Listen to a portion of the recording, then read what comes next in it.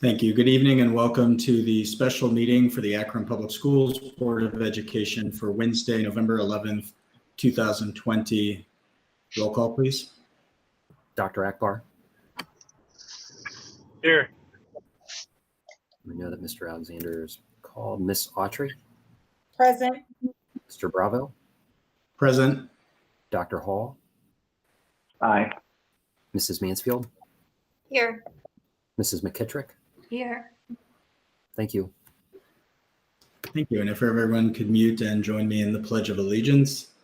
I pledge allegiance to the flag of the United States of America and to the republic for which it stands, one nation, under God, indivisible, with liberty and justice for all. Thank you. And also, happy Veterans Day to everyone and to those who serve, including those on our board and on our staff. Thank you for your service. Hope you... Sorry. If you heard that, that was my phone. That was Mr. Alexander calling. I will catch him in just a moment. At this time, we are going to hear an update on our middle school, college, and career academies master plan. And so I'd like to turn it over to our Instructional Policy and Student Achievement Committee, Mrs. McKittrick and Mrs. Mansfield. Thank you, Mr. President. As you know, the College and Career Academies of Akron is a pre-K through 12 program, and the high school program has been rolled out and functioning, and the middle school transformation has been in process, but of course, COVID threw everything into disarray, and that included the middle school transformation.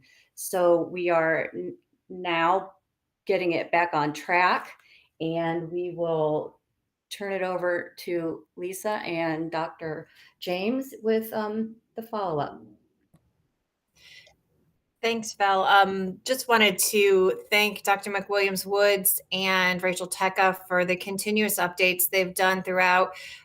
We had this all planned to roll out to you in April, and it got delayed. So thanks so much for that. And no small thanks to my past co-chairs, and especially to Val for the experience that she's brought in bringing this forward also. In addition to the innovations in teaching and learning and the excitement that that has, I think that the other thing that I'm most excited about this is the connections to experiences in our community, and how this will help to create a sense of belonging for middle schoolers throughout our community, regardless of where they go to middle school, and prepare them for high school and for their futures, and connecting them to their city. So a huge shout out and thanks to the many participants of the Master Planning Committee. I think Dr. McWilliams-Woods told us there were 80 of them. I looked over the names today, but such huge thanks to them for all of their time. And with that, I'll give it over to you, Dr. James. Thank you. So I wanted to kind of give a short summary of where we've been and our timeline. So back in 2011, a small group of community leaders who were on our Business Advisory Council at the time visited Nashville to look at their version of their work with the Ford Motor Company's Next Generation Learning organization, and their foray into college and career academies. And what stood out to us is the increase in their graduation rates and student success as part of the academy program down there. So, you know, from there until 2016-17, we had talked about it here locally, trying to build a consensus around getting business support for that endeavor. And in 2016-17, we launched our College and Career Academy program at North. And just prior to that, we had a significant number of community leaders and representatives from, you know, not just government agencies, but primarily from the private sector who worked on our master plan. So in spring of 2017, we had our designation ceremony and became a Forward Next Generation Learning Community, the first one with that designation in Ohio. In 2018, we expanded our College and Career Academy program and launched it in all of our high schools.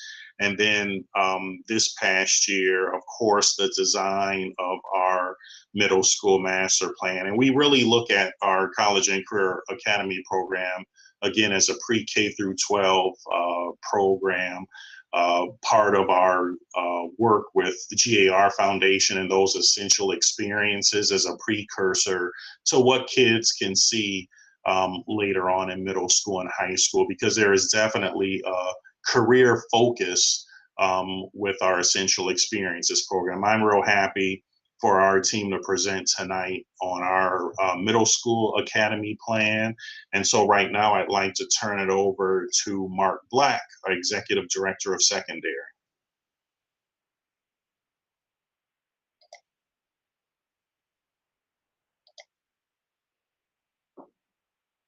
Mark, you're muted.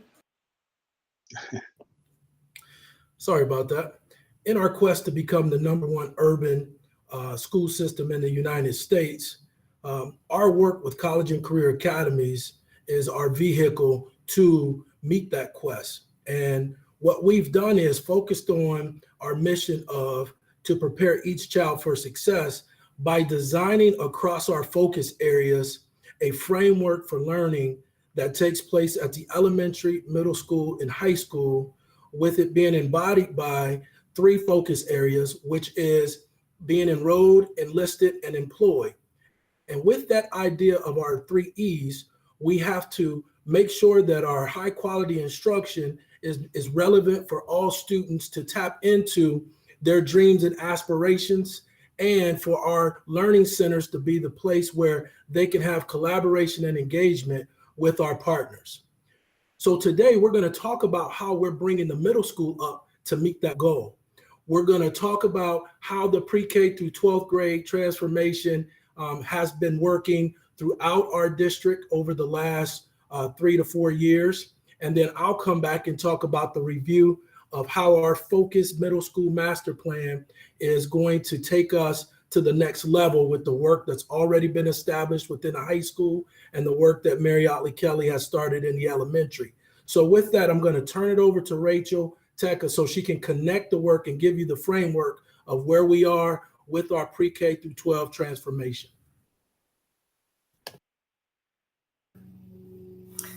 Good afternoon.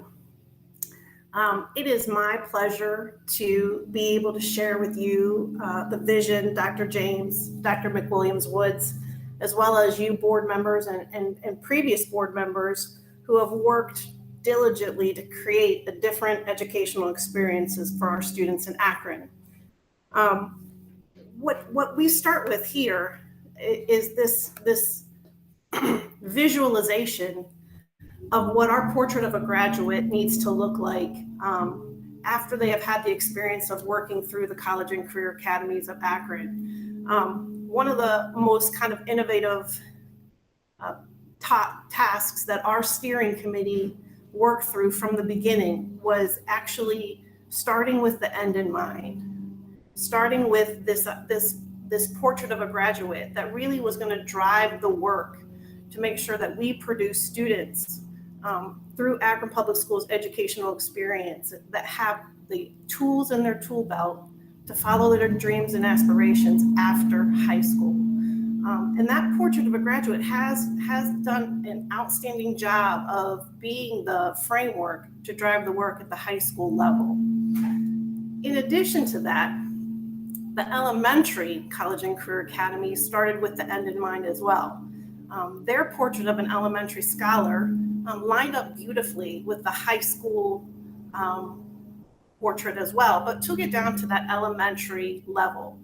They lined up, if you notice, there's alignment with the strong habits of mind, the real world skills, a plan for the future, contribute to society, and social skills. There's alignment, but it's also made accessible for students in pre-K through 5th or 6th grade. What we're talking about today is about the middle school aspect of this. We believe strongly that middle school is the bridge to connect the elementary scholar to our portrait of a graduate. We know students in middle school aren't young kids anymore, but they're not quite teenagers. And so they need a different educational experience that gives them the opportunity to develop those really strong social emotional learning habits, to develop inquiry-based learning, to develop those skill sets that we know will help them get ready for their high school experience. College and Career Academies is an important member of the Ford Next Generation Learning Network. We're very fortunate to be a part of this network that really provides us with an opportunity to learn from other communities across the country doing this transformational work. But what's most important is how the Ford NGL framework really anchors our work around three major strands or major themes. We're working on making sure that we are transforming our teaching and learning practices. We are transforming the experience for our students, and we are engaging our business and community partners at a very deep level so that they're invested in our students and in their educational experience. And these three strands you will see at the high school level, the middle school level, and then in the elementary level as well. The other piece that you will see consistently throughout the pre-K to 12 transformation is that this transformation will require small learning communities at every level, thematic learning at every level, as well as deep partnerships at every level. As most of you know, in the high school, small learning communities are around an academy. That thematic learning is based on making real-world connections to students' area of interest to their core content areas. And we currently have over 250 business partnerships at the high school level, really driving the work of college and career academies for high school students. What this will look like in middle school will be the idea that we're building small learning communities across grade level teams so that we're building that sense of belonging for all of our students and that we have adults who are invested in the success of the students that we serve. Thematic learning in the middle school will be all about really looking at our community's problems, right? Looking at across the nonprofit organizations that we're going to partner with. And I have our students really dig in to provide real authentic solutions and then have the opportunity to go and implement those solutions in some type of service learning opportunity. So the thematic learning will be in play for middle school as well. And then lastly, we are very excited at the opportunity to really increase our business partnerships with nonprofit and philanthropic organizations throughout our city. We have a lot of high interest and a lot of enthusiasm to be that major business partnership for our middle school experience for our students. So you'll see this continuation of our foundations of college and career academies at the high school, now the middle school, and then eventually in the elementary school. So there'll be consistent themes that will help us drive this work. And one major component that I wanted to make sure we had time to emphasize today was the fact that we have a community that is completely invested in the work of the College and Career Academies of Akron. You know, when you look at this infographic that is on the screen, I also hope you all received the hard copy that came with your middle school master plan addendum so that you can see it a little better. This is pretty small. But what you'll see is organizations within our community that are dedicating resources and time and talent to make sure that this is a successful implementation. So when you start at the top of this infographic and you look at what Connexus NEO has done for the College and Career Academies and continue to do to really provide the workforce data that helps us meet the needs of our local community, but also they convene our industry sector partnerships that are completely dedicated to make sure that there is equitable resources and experiences across our district right now for our high school students. That's a major component to their industry sector partner work, and that we are in our third meeting with the industry sector partnerships so far across the high school, and it's gone very well. Secondly, you'll see the Greater Akron Chamber listed, and they continue to be that voice of CEO champions that are looking to advocate for college and career academies across not only our city, but our county and state. Summit Education Initiative is a major partner who continues to provide us with data and strategy so that we are working on the right work and moving indicators that will help our students be the most successful they can be. You also see United Way listed. They continue to do outstanding work with our high school, college, and career academies by engaging business and community partners. And it's a continual process of updating and retaining partnerships for each of our academies and pathways. And we continue to be blessed with an outstanding partnership with United Way. In addition, in the middle school is the Akron Community Foundation. The Akron Community, and Mr. Black is going to speak to this shortly, but the Akron Community Foundation has played a major role in the development of the middle school master plan addendum. And they're charged with, if you choose to approve this master plan addendum, they will be taking on a major lead in providing nonprofit and philanthropic organizations to support the service learning aspect for our middle school students. And then lastly, you'll see, I shouldn't say lastly, there's one additional one, but we in Akron will be making sure that we are coordinating and providing oversight with all of these organizations. If you notice in the hand, underneath the hand is the GAR Foundation. The GAR Foundation has played an integral role from the inception of college and career academies as they continue to be the strategic organization that helps all of us align our work to meet the needs of our community and to help our kids grow. With that, I'm going to turn it back to Mr. Black. Thank you, Rachel. First, let me take the time to thank our board for allowing Dr. James to explore the possibilities of implementing a middle school master plan that will provide family engagement and voice, student leadership and voice, and equity throughout our middle schools. This is not an easy task. And for you guys to allow him the flexibility to explore this, we're going to present to you a plan of the results for you trusting in us to deliver what would be a master plan to transform our middle schools so that that student at middle school isn't feeling like they're in between elementary and high school, not knowing if they still should act like they're in elementary or if they should act like they're grown and they're going to middle school. Some of our students get confused and get lost in the middle school because of that dynamic or that dilemma that they may face.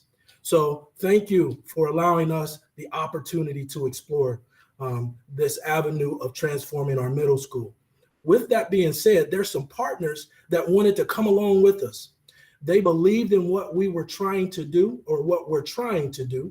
And they not only funded our CCAA and our strategic community and became our strategic community partner, but they also funded the professional development for us to enhance this work and explore this work.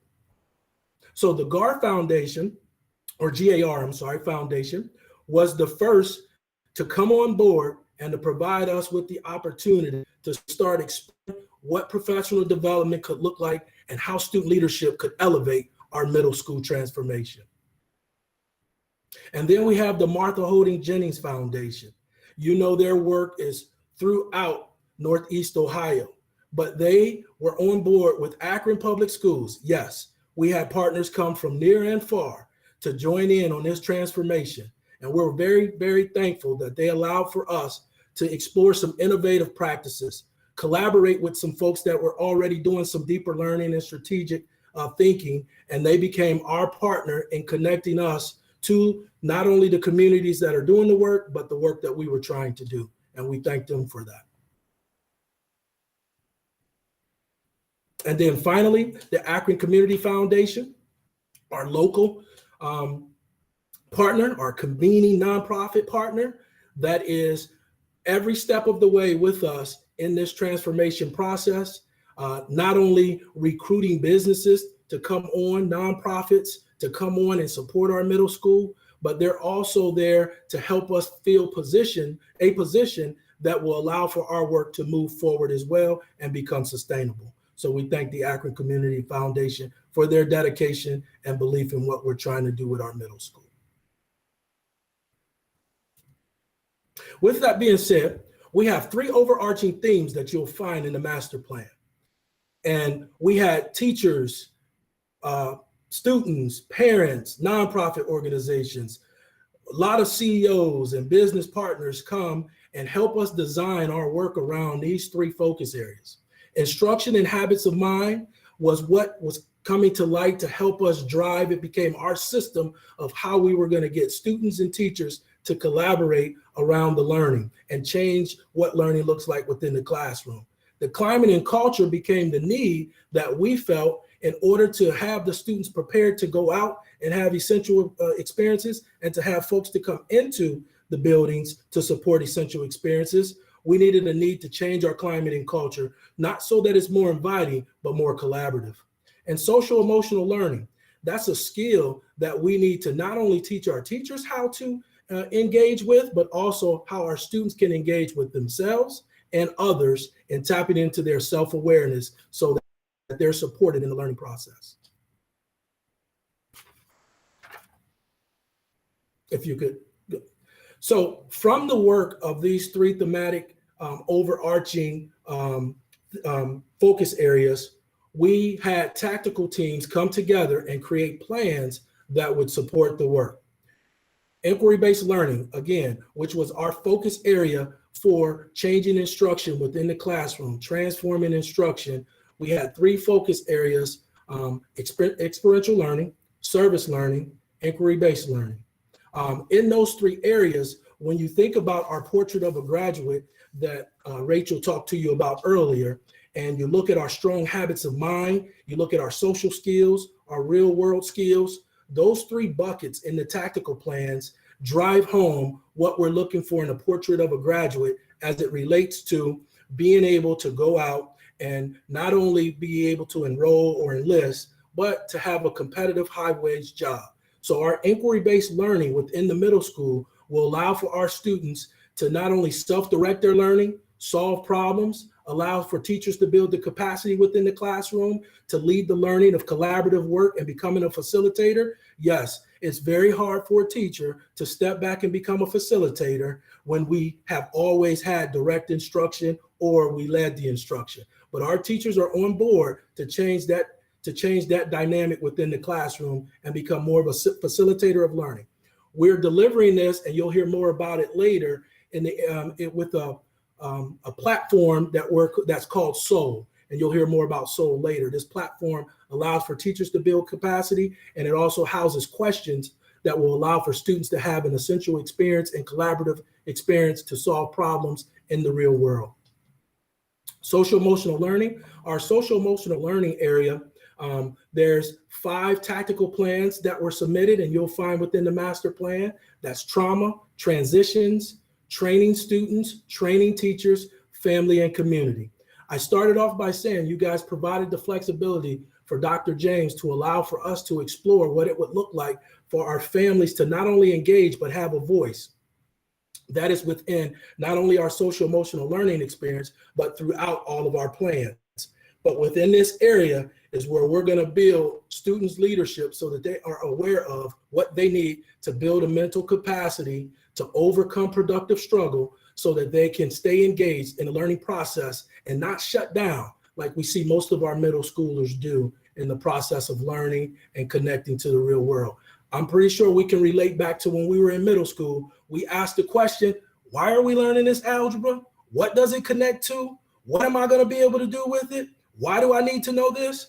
Well, we're trying to build that capacity with not only our teachers to connect their content to relevant experiences, but also for our students to be able to engage and identify those relevant experiences. So with that, we have to build the climate and culture that will support that so that we include every student.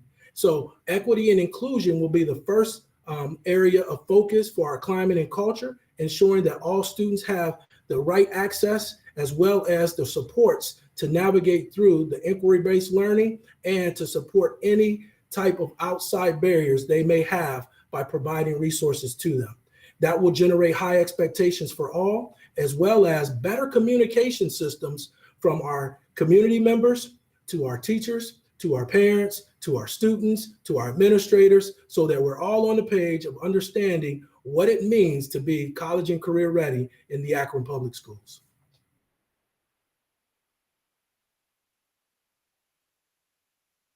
So with all of this focus comes some failures and successes.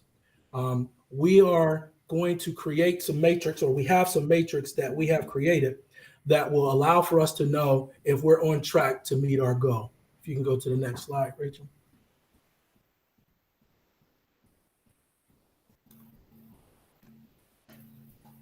All right, so I'll turn it back over to Rachel so she can tell you how this connects to not only what we're doing in the elementary and middle school, but how it goes all the way up to the high school and back down. So, for us, we are at the point where we are establishing baseline data for all of the indicators that are listed in the middle school master plan addendum. So when we talk about the data points that we are looking to influence through this model, we're talking about making sure we're monitoring grades for every grade level. We're monitoring the grade point average of our students, making sure that our attendance is showing some significant increases. And we want to make sure that we're capturing the perception of not only just our families, but also our community members on what the educational experience is here in Akron Public Schools. We're going to keep data points on how many of our students are engaging in their service learning projects, are out in the community, having those experiential learning opportunities. We will be tracking their planning process through the Career Cruising platform. And we'll also be doing some perception data around their students' sense of belonging and how connected they feel to their school, their teachers, their teams, and their work within the middle school setting. This is, as mentioned earlier, we are at the beginning phase of setting that baseline data so that we can see the impact of everything we're going to lay out in front of you as far as implementation to really improve these indicators for our students and our families within Akron Public Schools. The next area that Mark and I would like to address is the idea that we're going to continue with this very systematic and structured process to engage our business and community. What you see on the left-hand side is a visualization of the structures built at the high school level to sustain college and career academies as a community transformation. So we have a high-level steering committee who meets 3 times a year, that we have an annual retreat every summer that we provide data updates, especially the indicators that were mentioned previously, and we show outcomes to our constituents and our steering committee members. They also provide us their expertise and ideas on how to continue to improve the work for our students and for college and career academies. We will be keeping this steering committee in place for the middle school transformation. What we have done so far is really take our steering committee, we have a whole group, and then we also break out into elementary, middle, and high to really drive the work of college and career academies. The second piece is this idea that we have CEO champions that really advocate for creating, sustaining successful high schools and middle schools. We will use that same structure in middle school to continue that process across the city. The third triangle that you see on the left, this idea of industry sector partnerships, I mentioned Connexus NEO earlier, convenes that for our high schools to make sure that there's equitable and adequate resources, experiences, and opportunities for students across the district right now for the high school level. At the middle school level, we'll be convening what we call the nonprofit partnership councils. They will be doing similar work, but through that idea of the nonprofit lens, making sure that our students in middle school have equitable access, that they have experiences and have the resources they need to really do the work that we're asking them to do at the middle school level. And then lastly, we have the assist triangle that you see on the left. And that is each academy has its own advisory board. That's really the boots on the ground partnerships that are really making sure that that academy is healthy and has what they need to move forward. At the middle school level, we will also have advisories that are really supporting the work of college and career academies at each middle school for our business and community engagement. So I think this continues to be a strength for us in Akron. Communities across the country at the Ford NGL network opportunities really speak highly of this ability to really build systems and structures to support our business and community engagement. And we feel very lucky to live in a community where people are as invested as they are in the future of our community. And lastly, Mark and I wanted to really go deeper into this idea of how we're going to engage our families so that we make this joint collaborative opportunity that we're all growing and all improving, as we know that we need to wrap our arms around our students in middle school. At the foundation, one of the major strategies is to provide a family liaison in every single middle school as the point of contact to really be a connector between our families and the school, so that there are real, very clear communication channels and opportunities to collaborate on everything within that college and career academy experience for students in the middle school. Mark, do you want to speak more to ways that the structures around interactive, informational, engaging? Yes. COVID has taught us some things as it relates to how we communicate and invite our families in to not only monitor the progress of their student, but also to engage in what the students are learning. Some of the things that we've learned is we got to be a little more interactive with our invitation and bringing parents in. So surveys will start off by asking parents what they need. When do you need it? Because when we talk about equitable access, if we're saying that everything has to take place from 4:30 to 6:30, and I know as a parent that I'm working that second shift, it's hard for me to come and support and monitor what's going on. So we have to make sure that our parent nights, our learning demonstrations, and our celebrations of success meets what our parents are asking for and where they're at within their daily lives. Also, our informational showcase events, Academy 101 sessions, websites, social media, mailings, etc. We have to move from having a lot of educational jargon and have a little more conversational tools that allow for parents to understand what it is that we're asking of them, their student, and our community. And then finally, engaging our parents and our students and our communities into family career expos, not where they're coming to get information, but where they're coming to learn how they can up their career focus areas as parents, so that they are learning while their students are learning, creating workshops that will allow for them to have quick insights to what it is that students are learning as it connects to community partners, as it connects to nonprofits and things of that nature. And then learning labs so that they can navigate through the systems that we're putting in place. So if we're saying that we're going to use SOL as a platform to allow for students to be able to engage and have relevant learning, then we need to have learning labs where the parents are coming in and learning about SOL and what that means and how they can support their child. So not leaving the parents behind and not having that opportunity gap for the parents, but having a more robust system in place for parents to feel like a true partner within our system of transforming middle schools. So our timeline of implementation is a 5-year rollout that really stays rooted in the 3 Ford strands that were mentioned earlier this evening. So when you look at the screen, it really talks about in that first green box where it talks about transforming teaching and learning.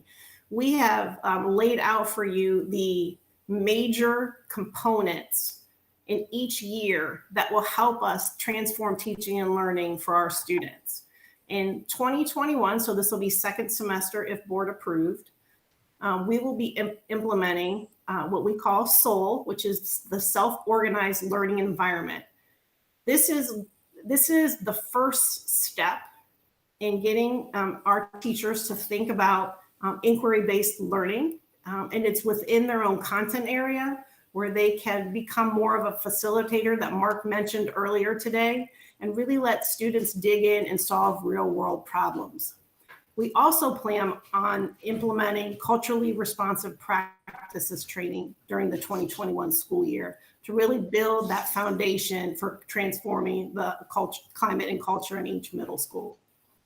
In 21-22, we're going to build on that soul experience, and we're going to be moving towards more of that inquiry-based learning. This will require our teachers to not only work within their own content-based learning, but also to work with their peers, cross-content. So they start looking at building overlapping cross-content projects and themes. In addition to that, we will begin embedding the social emotional learning standards into the daily instruction. The state of Ohio has approved grade level specific social emotional learning standards that are intended to be embedded into the daily instructional practices of education. So there will be training and support in 21-22 with the embedded social emotional learning components. In 22-23, we'll be taking that kind of inquiry-based learning and moving it to problem-based learning, which really takes an authentic problem within the community, where students then apply their wonderment, their inquiry, and they look at designing and solving those problems that are actually rolled out by our community partners and our experts, where students then solve and really make connection to the content standards they're intended to master. That second layer that you see in 22-23, lift in that social emotional focus, and our teachers will be provided training on trauma-informed instruction during the 22-23 school year. The 23-24 focus area will be kind of extending out that problem-based learning and actually going into the community to solve those problems, giving back to the community that they're learning more about, and really making an impact and really driving that work home. And then in 24-25, it will be deepening and sustaining those strategies across the timelines. So you see that big, those are the big buckets for transforming teaching and learning. The second area of transforming the middle school experience really builds in 2021. We'll be on really continuing our work around PBIS and making sure that we have all of the tools and supports needed to implement that at a deep level. Our counselors will be supporting peer mentoring, and we will have a move in our college and career academy courses in middle school to be more inquiry-based and more project-based to help ensure that we are getting our kids to think a little bit differently when solving problems. And then continuation of a program that's been highly successful is our Pathway to Success program, where our students are really getting the wraparound supports needed to be successful both in middle school and in high school. When you look at 21, the year 2021, 2022, the movement towards transforming the middle school experience will focus on making sure that our grade level teams are working effectively. That is an important piece to this transformation, is building the infrastructure so that teams have the tools necessary to support the learners on their team. Our middle schools will be converted, middle school libraries will be in the process of converting to maker spaces. We are going to continue to also expand our AVID and advanced classwork. If you're not familiar with AVID, it's a college access program that is designed to help students see themselves ready for college and advanced courses, and it's a support mechanism to really make that accessible for students. Lastly, in 2021, there'll be an expansion of our clubs and our student leadership opportunities to develop that, what Mark mentioned earlier, is the capacity for all to take on some type of leadership role in an area of focus for each student. And then in 2022-23, you'll see student leadership opportunities, and we will be looking at the opportunity to possibly redesign our in-school suspension program that is currently in place. The intention is to put together a design team to rethink what that could look like to support students in a different way. 24, the intent is to build refocus centers in every middle school where students can go decompress, relax a little bit, maybe just kind of take their mind off whatever issues they're having in the moment, and then hopefully get back to class in a very quick and timely manner. We will continue to work with and put together a peer mediation where our student leaders become really skilled in being able to help kind of problem and support that social emotional learning and increase and improve the middle school experience for our students. Again, in 24-25, it will be about deepening and sustaining strategies. Lastly, when you look at the third green area, we're talking about transforming the business and civic engagement. Our intention for the second semester is to get our partner broker in place and really begin to train and recruit nonprofit and philanthropic organizations to be partners with our middle school. We are looking to bring in a family liaison for every middle school to build that foundation and build that connection between our schools and our community and our families.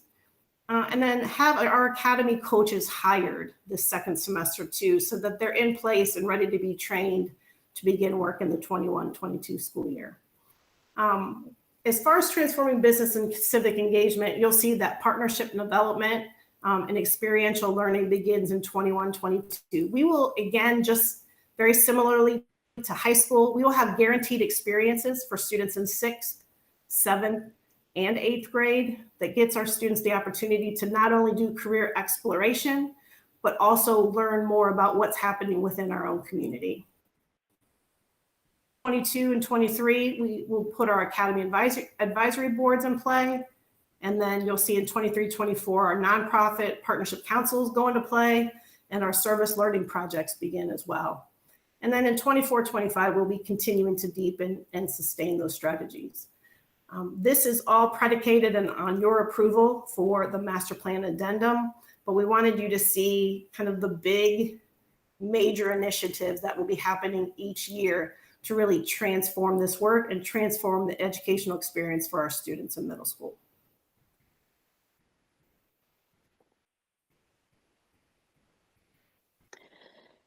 So the last two topics to kind of close this out before we open it up for questions.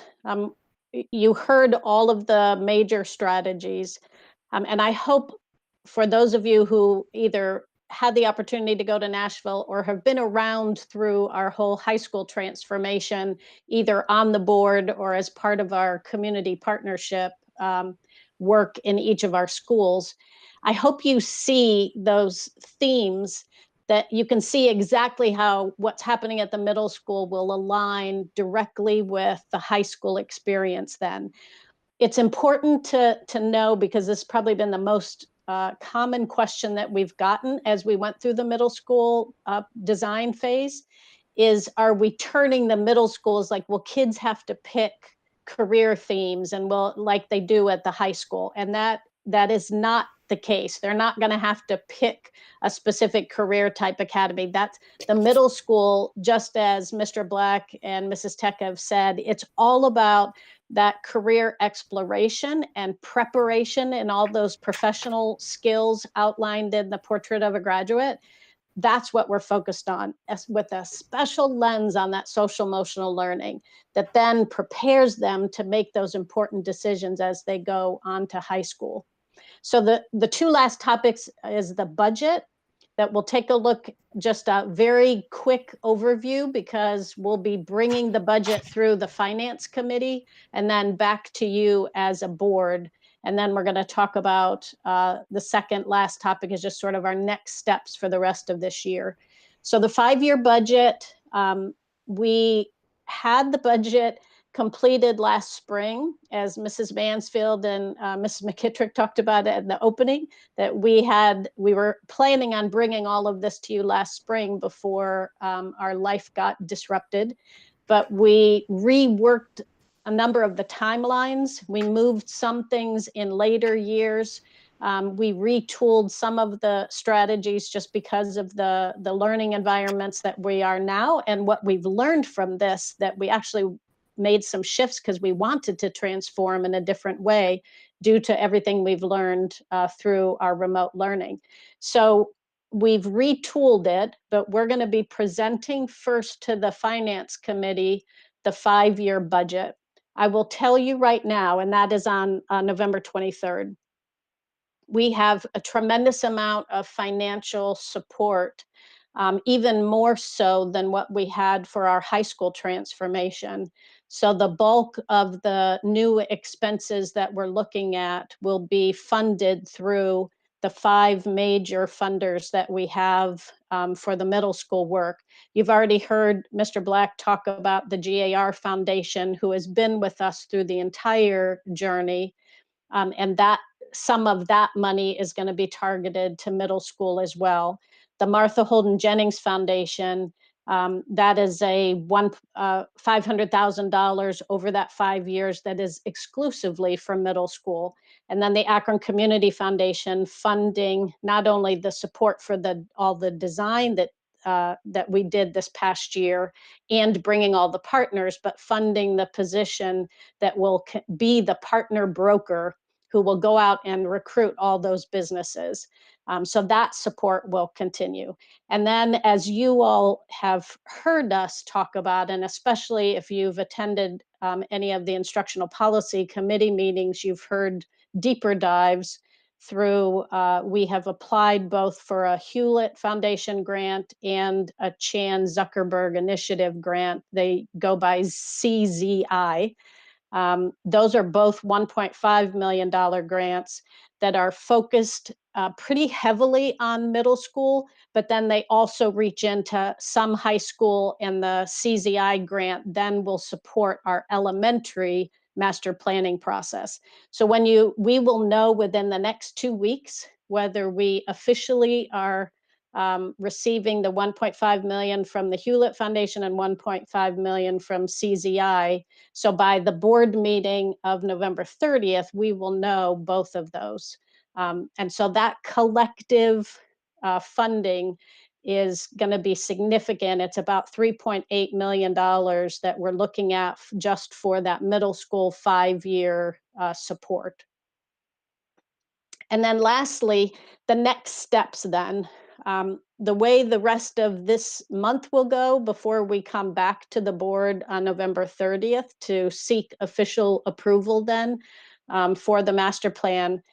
On November 20th, I just wanted to give you a heads up because Mrs. Tecca talked earlier about the steering committee that has around 80 people, 80 community members, family, students who come together to hold us accountable and help advise all the pre-K through 12 academies. And we do have a meeting November 20th that will make sure that everyone gets invited if you're able to attend, so that you can see how that works with all the different partners coming together. And then on November 23rd, we will bring the 5-year budget that the superintendent just reviewed this morning, and we'll bring that to the Finance Committee, take a look at it, and then we'll send it out to the rest of the board in preparation for the November 30th board meeting. Policy and Student Achievement Committee, that'll be our final look at any other adjustments in the master plan, anything that we need to discuss on the budget. And then November 30th, we'll bring a resolution for approval of the master plan. And the budget is just a framework. Obviously the funders give us flexibility to make adjustments as we go, but we like to show the whole 5-year what we anticipate expenses, just so we have some guideposts as we work through. And then in January and February, if the board does approve the master plan on November 30th, we would look at a designation ceremony with Ford Next Generation Learning to do a ceremony. It'll be virtual, obviously, but we don't want to miss an opportunity and wait until we get past all of this to have a designation ceremony. I will tell you that the College and Career Academies, this national network of districts all across the country, There's probably close to 40 now, Mrs. Tecca, is that right, for the college and career academies through the Ford network. We are very unique in terms of very formally moving into middle school strategies and elementary. The districts across the country are focused almost exclusively on high school, with some strategies at the middle and a little bit at the elementary. But we are really the first district to very formally go through an extensive master planning process like we're doing, and mapping out a very intensive 5-year plan to serve as our guides. So I want to make sure you know that. And then most importantly, because elementary is the foundation, Mrs. Outley-Kelly, we are looking at this winter convening the elementary master planning team. We've had a tactical team working since the inception of our college and career academies, but we want to bring in all the community partners, the families, the students, and do a formal planning the rest of this year so that we can bring an elementary 5-year plan to you, hopefully by the summer or early fall next year. So just to close before questions, I have to raise up Mr. Black, who led this whole transformation in partnership with the Akron Community Foundation, and Mrs. Tecca, who has been kind of the linkage with all of our pre-K through 12. But Mr. Black did a beautiful job through the whole master planning process of leading that team and all of those tactical teams. It was about 80 to 100 people probably working on all of those different strategies. And obviously, Dr. James giving us this freedom to innovate and pushing us to be something unique across the country, getting into this middle school and elementary work. So now we'll open it up to questions. Mansfield, did you want to wrap anything up before we open up with questions? Or are you good? I don't have really anything to wrap up, but I'll just grab this since you gave me the mic for a second. One of the things I heard today that I hadn't heard yet was when Mr. Black was talking about the family engagement piece. Really excited about the idea of what do you need and when do you need it? It's one of those things that makes so much sense. And I can't believe it's 2020 and we're talking about this, and that it's like one of those, you know, how I was this many years old or whatever people say on the internet when I heard that. And it's like, hello, as a child of folks who work third shift, who missed parent teacher conferences, or, you know, and we used to have the all day one then, or, who missed open houses and things like that. And my husband worked a third shift often. And so the idea that there would be any kind of opportunity that we would offer to families at different times and taking those schedules into consideration, I think shows a huge growth. You know, when I go to explain to people what the very basics of like my 10 seconds on college and career academies, I always talk about how it's not just cracking the school door open, it's kicking it in and welcoming folks into the building and making them feel, and letting our kids out, right? It's being a real community. So that was just one of those things that really perked me up. So thank you for that. I'm very excited. So I'll sit back and listen now. Thanks. We'll go around the room. Dr. Hall. Yeah, can you guys hear me okay? My audio is not working on my computer, so I'm talking to the phone. Okay, great. If it starts to echo, someone give me like a hand wave or something, okay? So first off, listen, I'm super excited about this. Really enjoyed the presentation. You know, I really enjoy the middle school population.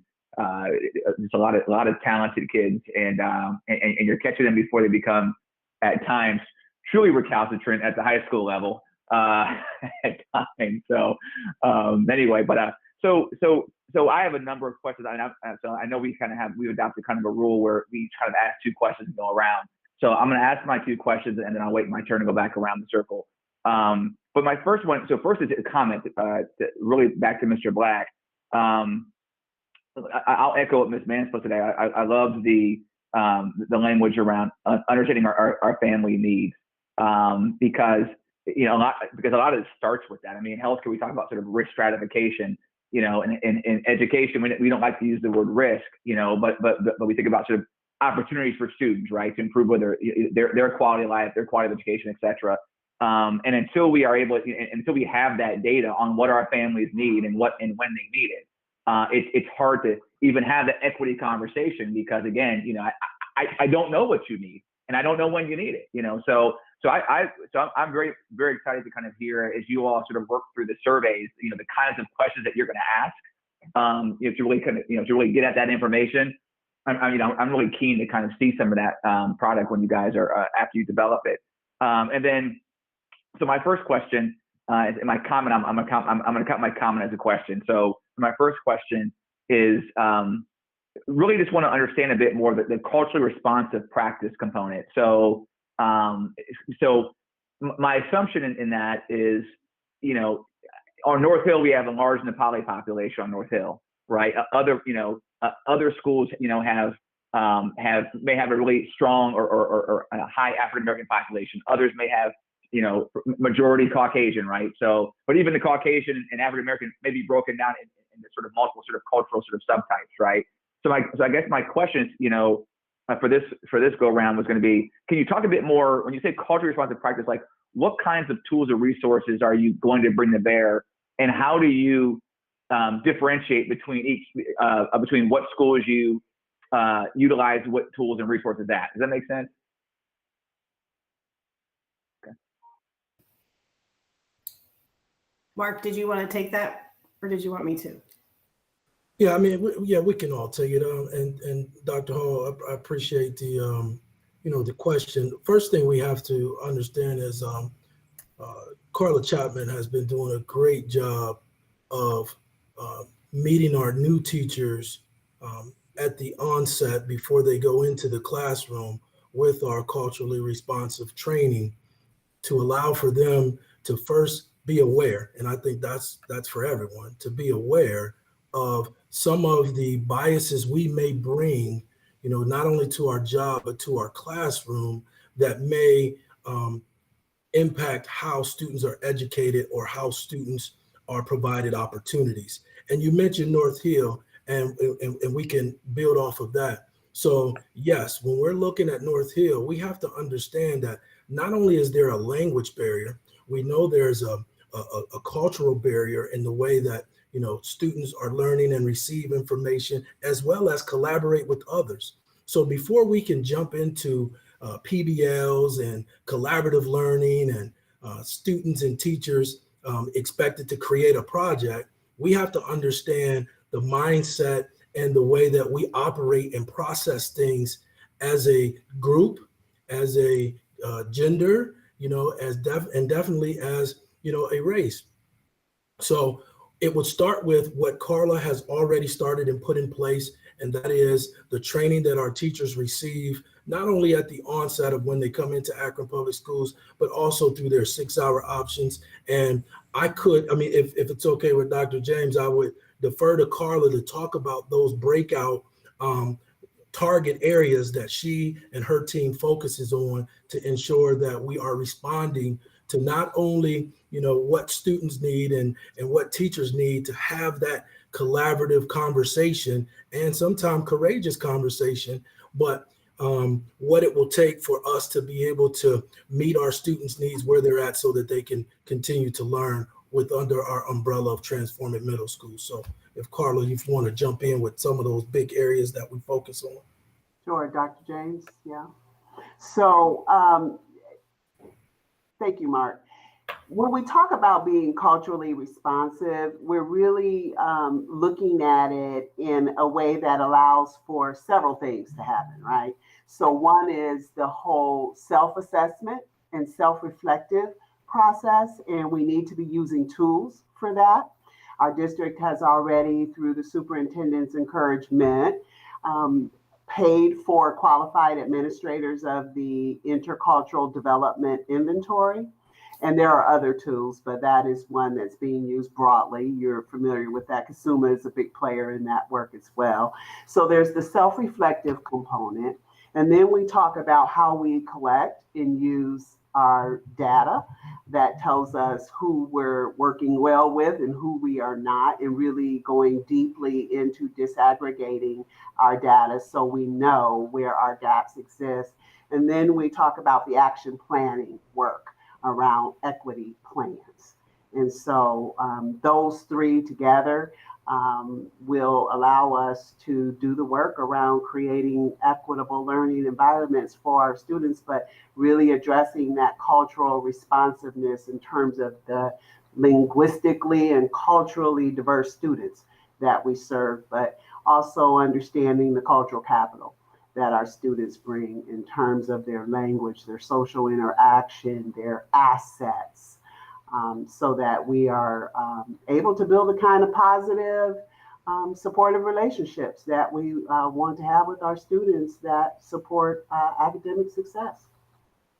Dr. Hall, I also wanted to just raise up our partnerships uniquely in primarily the North Cluster. And Mrs. Tecca knows this very well as the former principal of North High School. You know, I think there were 19 different languages spoken when you were there, that it really, because of our great partnerships with the International Institute and Asia Inc. and those organizations, plus our own interpreters and our own English learner language staff who often come from similar backgrounds as the students that they're serving, it really is a very uniquely tailored training and support to understand that broad diversity. You can't just have one training that captures, you know, to learn all the different 19 different cultural aspects, because they're all so unique. So each school tailors that uniquely with all those, either through those outside organizations or their own staff that help provide that support.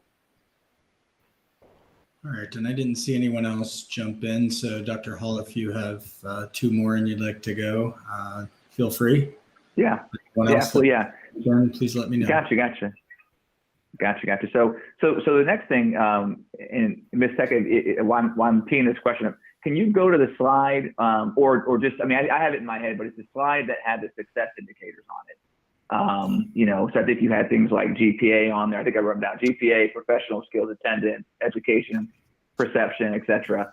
So my question was going to be, so as I was looking through like each year that you kind of laid out, like 21, 22, 23, my overarching question, and then I'll kind of dig down. Thank you for showing that. Is, you know, each year you're adding or layering in additional services and interventions, you know, to make the model more robust.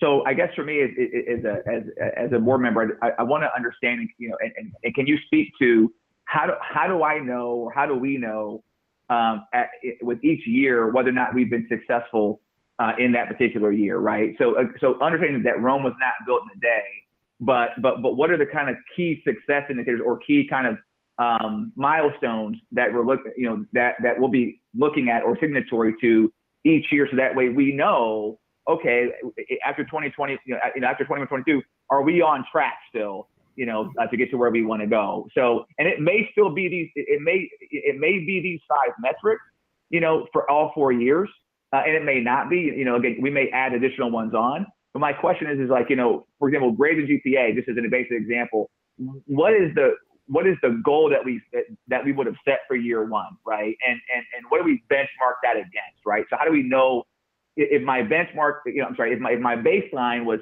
I'm making up numbers here, was 2.2 GPA, and after the first year we're at 2.4, is that good?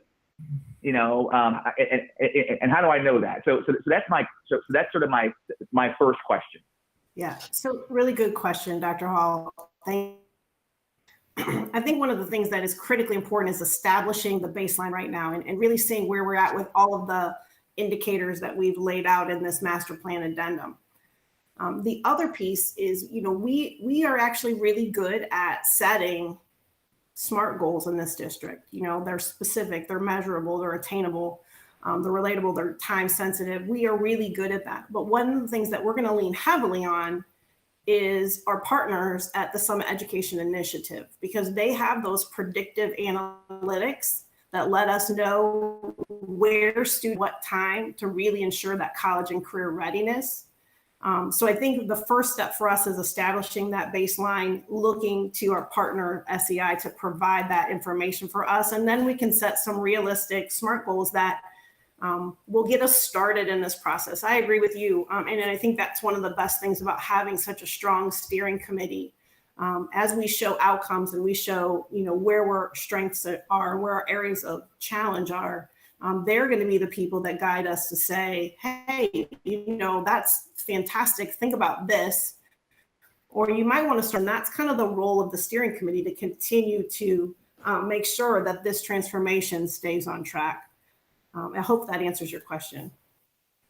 Yeah, and let me just add to that. When you think about the bold goals that we have, and you hear SEI talk about, one of the baseline is, what percentage of our students in 8th grade right now have a 3.0 and they're passing algebra? Okay, because they know when they transition to high school, or the data shows when they transition to high school, they have more of a chance of not only graduating, staying on track to graduate, but moving into a college and career ready grade or marking on the college entrance exam. And then, well, what does it take for a student to be in school? What amount of time should a student be in school to be successful with their grades and their GPA? Well, we know that the data shows that we want students to be in at least 95%. So attendance rate at least 95%. So those are some of the baseline things we come into. And then we look at, the competencies of a graduate, and how do we, connect that to, or working with SEI, they will connect that to what success is needed by each grade level. Because a student that's failed math in 6th grade, 7th grade, and 8th grade, they're not going to magically pass math in the 9th grade. So what are we doing in the 6th, 7th, and 8th grade to monitor what grades we're looking at? So we may focus on math and English, because we know that it takes 4 years to graduate in math with a credit, and it takes 4 years for English. So if I fall off in the 9th grade year at a semester, and I earn a 0.5 credit in English in my 9th grade year, I'm already off track to graduate. So looking at the middle school, grades 6th, 7th, and 8th, and the success of the student's GPA, maybe in those particular areas, like I said, and like Rachel said, we'll be working with SEI. So they may say, hey, students need to average at least a 2.5 or higher in the areas of English and math in order to be on track to pass math and English in high school. So those are some of the metrics that we'll be working with them on. Dr. Hall, I did want to mention, because I do think this is important as you're diving into the master plan and the tactical plans that we delivered to everyone.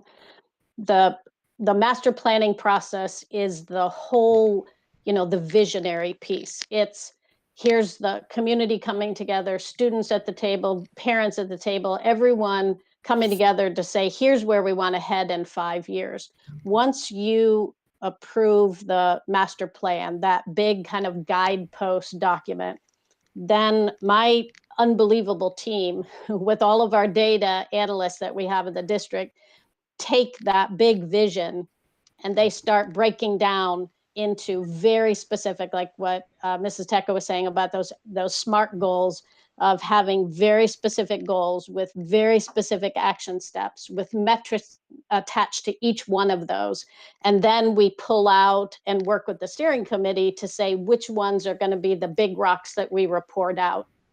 We're assuming they're going to be what you're seeing on the screen right now, that because those tightly align with what we know from SEI for the high school. But that work comes from once the master plan is approved, the big vision, and then the detail will be there. And you'll see some of that reported out at the steering committee, the bigger rocks, but know that, at any time we can sit down and show you the very detailed action plans that we have that map out every single action step. It has what accountability measures are in place. How do we know whether that specific task is moving the needle towards those bigger goals? So that's the work to come. I do want to just mention that as we go around to the next questions, I did promise Dr. James that we would make sure that he could get to the governor's, probably all of us want to get to the governor's address by 5:30. So I promise we'll start answering brief answers, and then I will be available anytime to be able to answer additional questions, Mr. Bravo, if we need to go beyond that, because it sounds like this is going to be an important address tonight. Thank you. Yeah.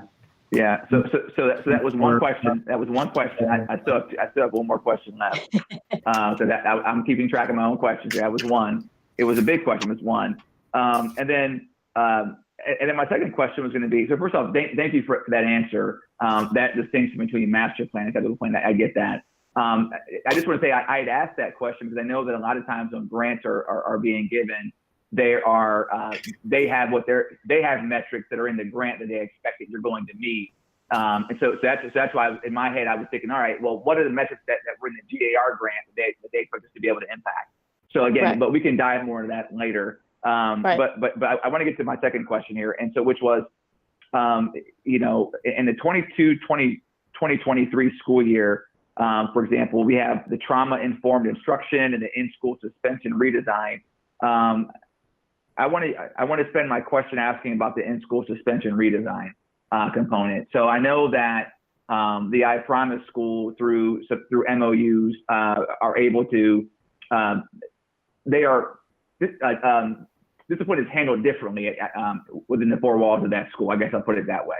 And so my question becomes, what is this in-school suspension redesign? When you say redesign of in-school suspension, what does that look like? I guess it's a term I'm unfamiliar with.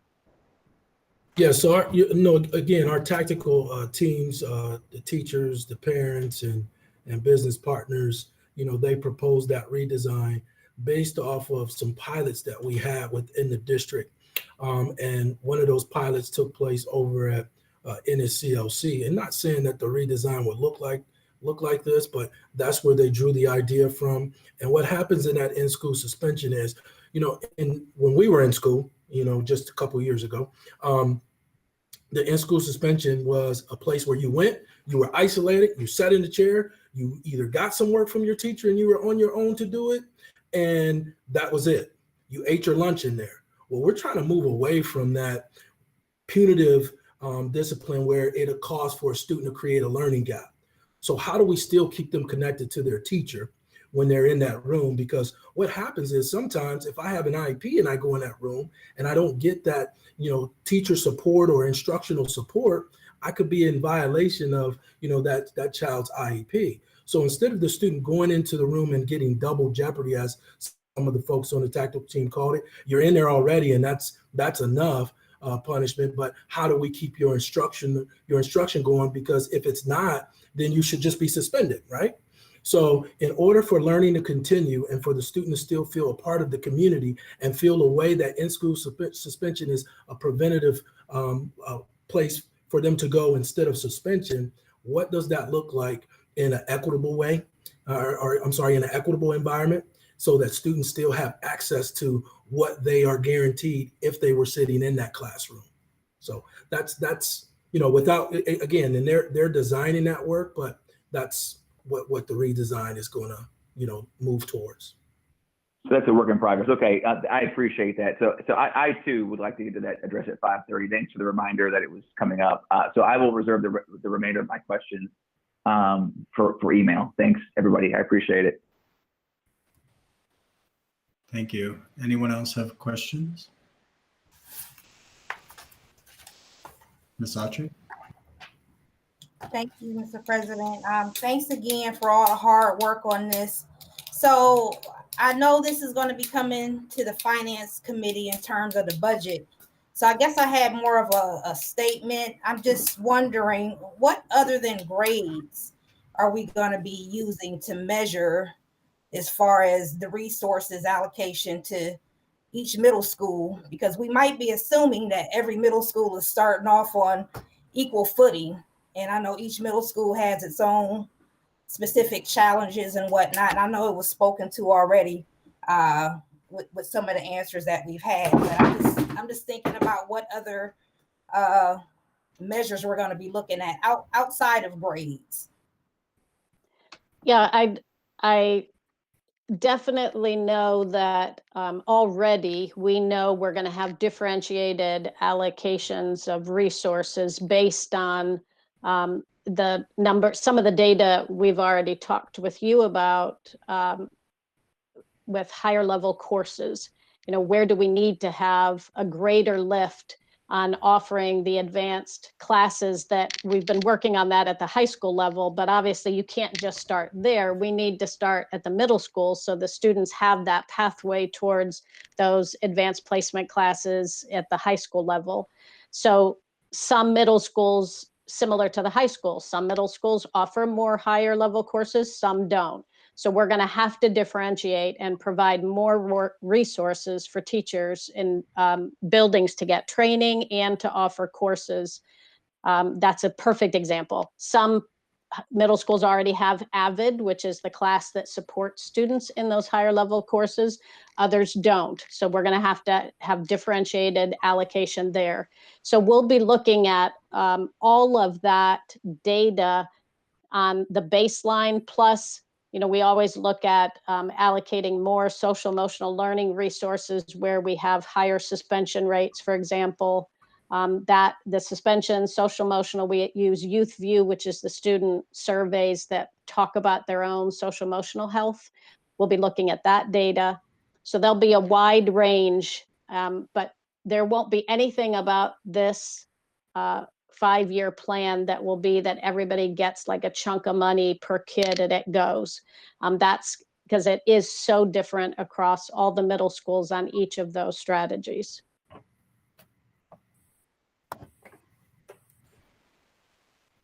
Good, thank you. Anyone else?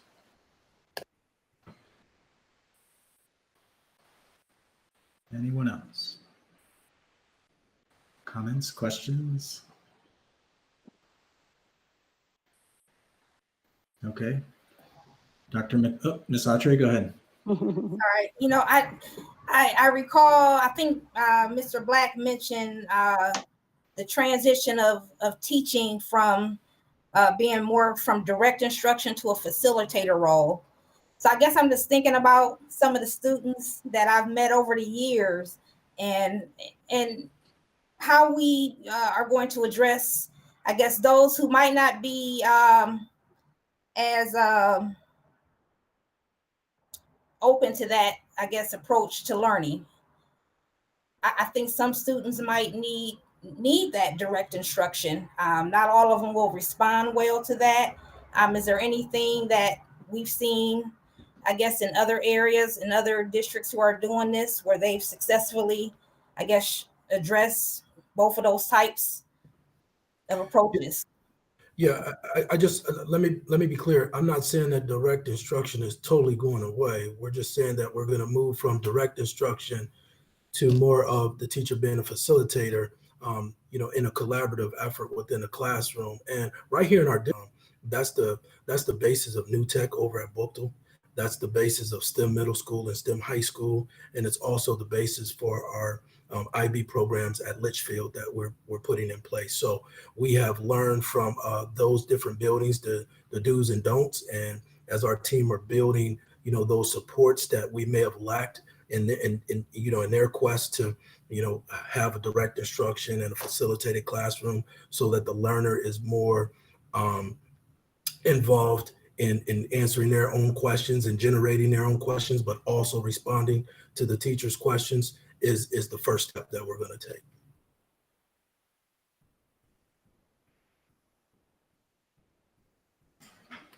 Anyone else?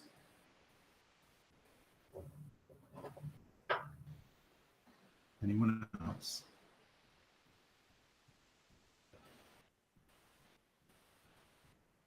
All right, great questions and discussion. I would definitely encourage folks to reach out either through, oh, Dr. Akbar has one thing. Go ahead, Dr. Akbar.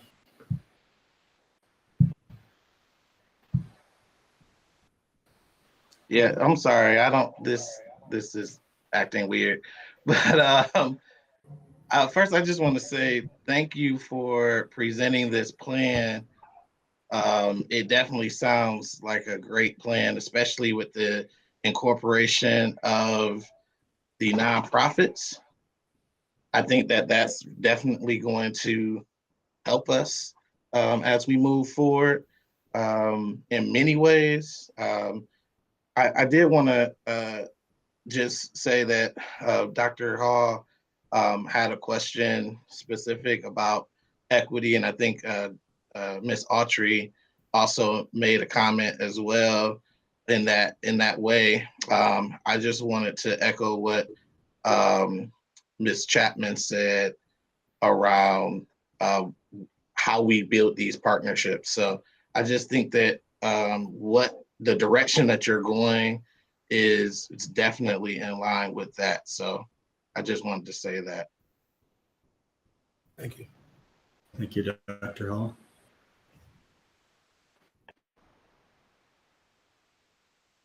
Veterans Day, but you know, we're not. I'm not Dr. Hall, but happy Veterans Day to both of you. Thank you. Thanks. All right. Well, as I was saying, I would definitely encourage folks to reach out through instructional policy and student achievement. And as you heard earlier, the budget portion of this is going to flow through finance and capital management coming up next before anything comes back to the board with questions to either of those committees, as well as and thank you for the presentation this evening. I'll hand it back over to Dr. James in case there's any.